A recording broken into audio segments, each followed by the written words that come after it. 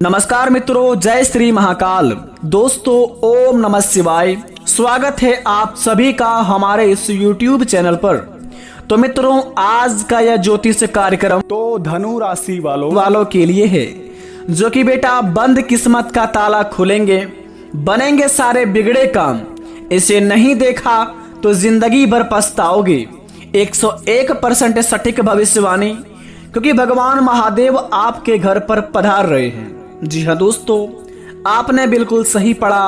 आज का महाराशि फल के थंबनेल में दोस्तों, भगवान शिव जी, असंभव को संभव करने वाले भगवान महादेव बिल्कुल ही अलग हैं। ये भोले भी हैं और रुद्र भी हैं। उनको जानना सरल भी है और कठिन भी है। भस्मधारी भी है, सर्पधारी भी हैं, चंद्रधारी भी हैं। वह अन्य देवी देवताओं की तरह आभूषण और वस्त्र इत्यादि धारण नहीं करते हैं। शास्त्रों में भोलेनाथ के 5 खास रहस्य के बारे में बताया गया है, जो शायद ही आप उनके बारे में जानते होंगे। जिन्हें दोस्तों, अगर आपके महाराशि पर पड़ जाए यह 5 तत्वों के बारे में, अगर यह 5 चमत्कारी संदेश अगर आपके महाराशि पर पड़ जाए, तो समझ जाइए कि आपका भाग्य उदय हो जाएगा। बंद किस्मत का ताला खुल जाएंगे, सारे बिगड़े से बिगड़े काम बन जाएंगे। क्योंकि दोस्तों, असंभव को संभव करने वाले भगवान महादेव ही हैं। काल को भी हरने वाले भोलेनाथ ही हैं। दुनिया में सभी की मनोकामना को पूरा करने वाले भगवान महादेव ही हैं। इसलिए उन्हें सभी लोग हर हर महादेव कहते हैं। सभी को दुखों को सर्वनाश करते हैं भगवान भोलेनाथ जी, और जिंदगी में नई जिंदगी का शुरुआत भी कराते हैं। तो मित्रों, भगवान महादेव जी के 5 रहस्य के बारे में जानेंगे आज के महाराशि फल के द्वारा, जिन्हें जानकर दोस्तों आपके पैरों तले जमीन खिसकने वाले हैं, और शायद ही इन्हें आप जानते होंगे। और अगर आपके जिंदगी में यह 5 रहस्य के बारे में पता आपको लग जाता है, तो आपके जिंदगी में सारे बिगड़े तो काम बन ही जाएंगे, लेकिन भगवान महादेव की कृपा से बड़े बड़े चमत्कार होना भी शुरू हो जाएंगे। पौराणिक कथाओं के मान्यताओं के अनुसार भस्म लगाने का रहस्य बड़े ही खास है। इस बात को जरा ध्यान देंगे आप। भगवान शिव इस दुनिया के सारे आकर्षण से मुक्त हैं। उनके लिए यह दुनिया मोह माया सब कुछ एक राख से ज्यादा कुछ नहीं है। सब कुछ एक दिन भस्मभूत होकर समाप्त हो जाएगा। भस्म इसी बात का प्रतीक है। शिव जी का भस्म से भी अभिषेक होता है, जिसे विराग और ज्ञान की प्राप्ति होती है। घर में धूप बत्ती की राख से शिव जी का अभिषेक कर सकते हैं। महिलाओं को भस्म से अभिषेक नहीं करना चाहिए, इस बात को भी ध्यान रखें। जी हाँ दोस्तों, आपको इस बात का अवश्य ज्ञान होनी चाहिए कि आपके घर में जो अगरबत्ती जलते हैं सुबह या शाम के समय में, घर के मंदिरों में महिलाओं या फिर कोई भी आप पूजा पाठ में अगरबत्ती जो व्यक्ति जलाते हैं, उसके भस्म से भगवान शिव जी का जलाभिषेक भी हो सकते हैं। और इस बात का दोस्तों यह साबित करता है कि अगर आप अगरबत्ती के भस्म से अगर भगवान जी का अभिषेक करेंगे, तो आपके जीवन काल में पड़ने वाले काल भैरव नष्ट हो जाएंगे। आपके जिंदगी में राहु और केतु जैसे कोई भी बीमारियां हो, राहु और केतु जैसे कोई भी आपके कुंडली में प्रभाव हो, ग्रह हो, सारे आपके जीवन काल से मुक्त हो जाएंगे और आपको सारी चीजों में मुक्ति मिल जाएंगे। इसे मुक्ति मिलने के बाद में दोस्तों, आपके जिंदगी में कुछ इस प्रकार का नई कहानी का शुरुआत होंगे, जिन्हें देखकर आप भी कहेंगे कि धन्य हो प्रभु, आपकी महिमा तो बड़ी निराली है। इतनी बड़ी खुशखबरी दे दी कि हमने अपने जीवन में कभी सोचा नहीं था। तो इस बात को आप अवश्य अपने मन में रख लें। किसी भी कार्य क्षेत्र में जाने से पहले आप घर में जले हुए अगरबत्ती का भस्म लगाकर जाए। आपका दुश्मन आपका बाल भी बांका नहीं कर पाएंगे और आपके सारे बिगड़े से बिगड़े काम बन जाएंगे। और दोस्तों, इस बात का आप अवश्य ध्यान रखें कि घर की महिलाओं को भस्म से अभिषेक नहीं करना चाहिए। इसे करने पर अशुभ माना जाता है। केवल मनुष्य ही, यानी कि दोस्तों मानव जाति में केवल यह घर के पुरुष ही करे, बल्कि ना ही महिला। दूसरे नंबर की बात करें, तांडव नृत्य का रहस्य। शिव जी का तांडव नृत्य प्रसिद्ध है। शिव जी के तांडव के 2 रूप स्वरूप है। पहला उनके क्रोध का परिचय है और फल प्यारी रौद्र तांडव और दूसरा आनंद प्रदान करने वाला आनंद तांडव। ज्यादातर लोग तांडव शब्द को शिवजी के क्रोध या पर्याय की ही मानते हैं। रौद्र तांडव करने वाले शिवजी के रुद्र कहे जाते हैं। आनंद तांडव करने वाले शिवजी नटराज शिवजी के आनंद तांडव से ही सृष्टि का अस्तित्व में आती है और इनके रौद्र तांडव में से सृष्टि का विलय हो जाता है। और इस बात का यह ध्यान रखता है कि गले में लिपटे हुए सर्प का रहस्य बड़े ही खास है। भगवान शिव जी के गले में हर समय लिपटे रहने वाले नाग कोई और नहीं बल्कि नागराज वासुकी है और वासुकी नागराज ऋषि कश्यप के दूसरे पुत्र थे। शिवजी पुराण के अनुसार नागलोक के राजा वासुकी शिव के परम भक्त थे।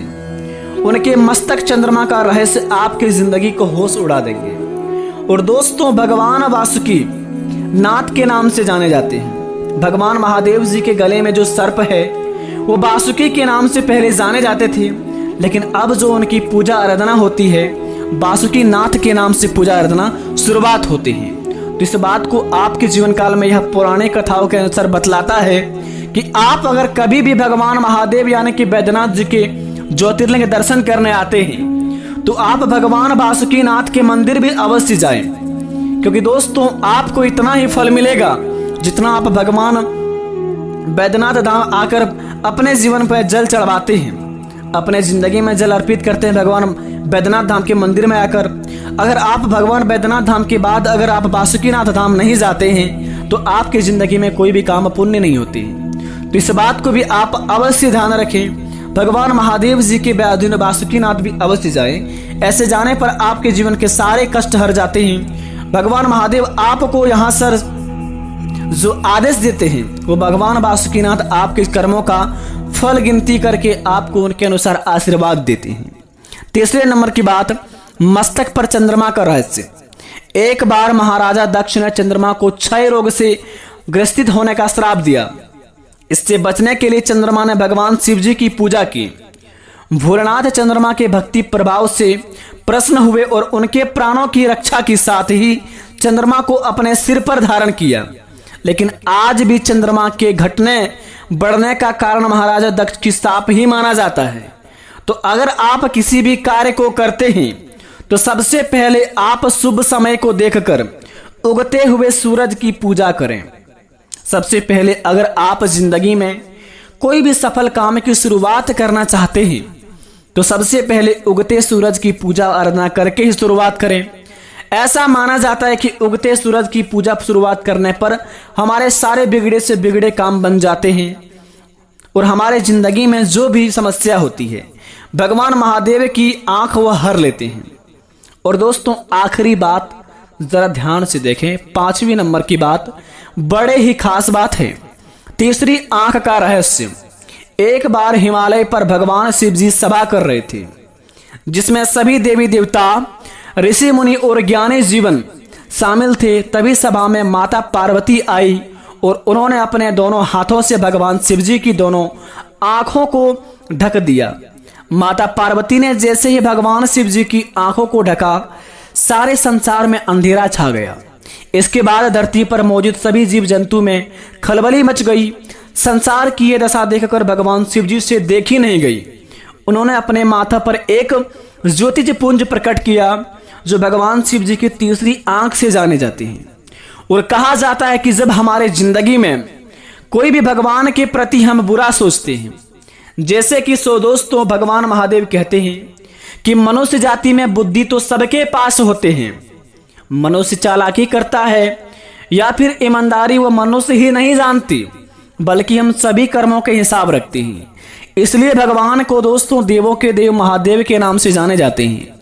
तो अपने जीवन में आप जो भी कर्म करते हैं वो भले ही आप छल कपट से करके आगे बढ़ जाते हैं और आपके विरोधी को पता नहीं चलता है, या फिर आप किसी के पेट में लात मारकर आगे निकल जाते हैं, भले सामने वाले इंसान को पता नहीं चलता है, लेकिन कर्म में आपका लिखा जाता है। इसलिए दोस्तों कहते हैं भगवान भोलेनाथ जी कि जो प्रेम की नैया से अपने काम को शुरुआत करेगा उनका जिंदगी में कभी भी उस काम से कोई बाधा नहीं आएगा और उस काम से वह इतना लाभ कमाएगा कि जीवन भर कभी भी वो अपने जिंदगी में कष्ट नहीं पाएगा। तो शुरुआत कीजिए अपने कामों को और अपने जीवन में कभी भी दोस्तों दूसरों को तकलीफ मत दीजिए।